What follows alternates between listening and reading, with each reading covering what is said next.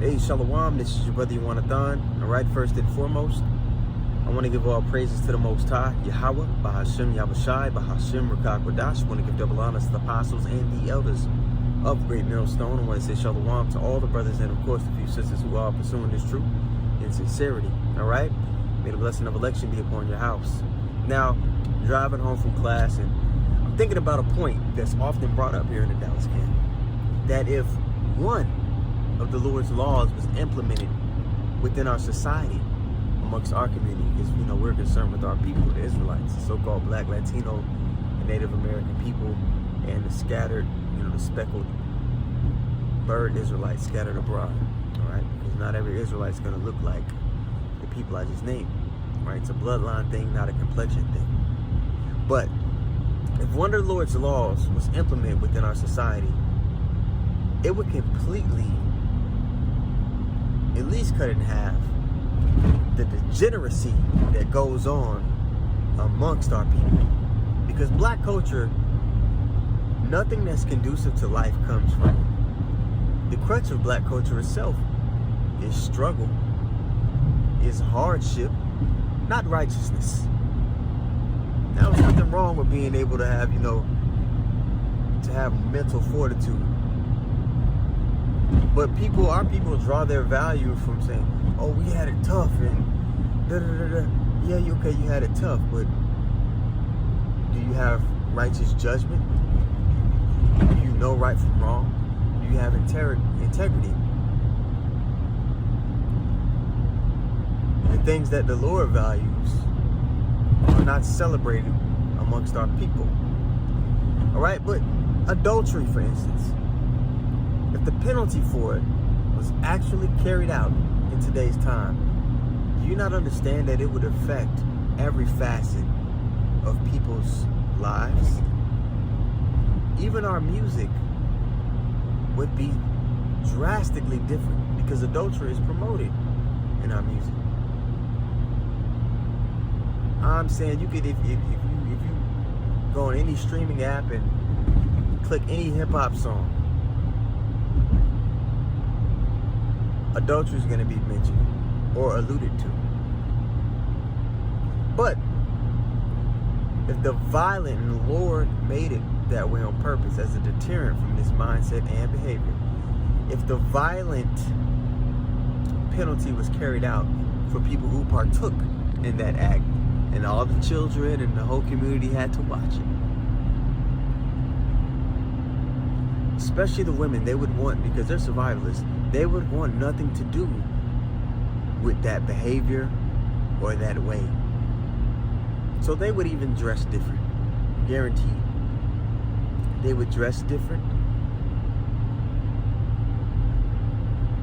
Them going out and, being at the bars and having particular, behaviors, and it would be different. Not to say that people wouldn't partake in the act, but the behaviors of our people and how we presented ourselves would be in a much more honorable way. Families would be together. All right? Fathers would be in homes, which would drastically cut down on the amount of children that go to prison. You know that 80% of the people in prison come from single mother households. So, prison rates cut down. The music is different, which the music is used as a tool to funnel people into the prison system. The women are acting different. The young men, how they deal with each other would be different. It wouldn't be, this constant, trying to plot on another dude for his woman to show out, and men would be men, but even how the men in the world dealt with each other would be different. The scriptures tell us, sit not with another man's wife. Here in this society, you got this thing of a woman, she'll call her man's friends, oh, that's my bro, and they hang out when the other guy, when the husband or the boyfriend is not around. Just a bunch of degenerate behavior. things that the scriptures do not permit. It would change a lot. It would clean up a lot of the degeneracy that goes on within the so-called black community, Hispanic community. Just one of the Lord's laws being implemented would do a lot of good. And the only way we get to that point, because we can't, us being in this state is a part of the curses. And when are the curses lifted? Well, you go to Revelation 22:3, it says, and then there should be no more curse. And that's the last book of the scriptures, right? That's upon the establishment of the kingdom. So, the curses, there's no amount of carnal possessions, money that you could have in your pocket or on you as an Israelite that's going to allow you to evade or escape the curses. They're still on you. And they don't get lifted until our intercessor returns, which is Yahweh Shai, our intercessor to the Father. He's our bridgeway back. You can't get back to the Father without that bridge. Okay? So, it's a beautiful thing to see these prophecies coming to pass and to know that we're getting closer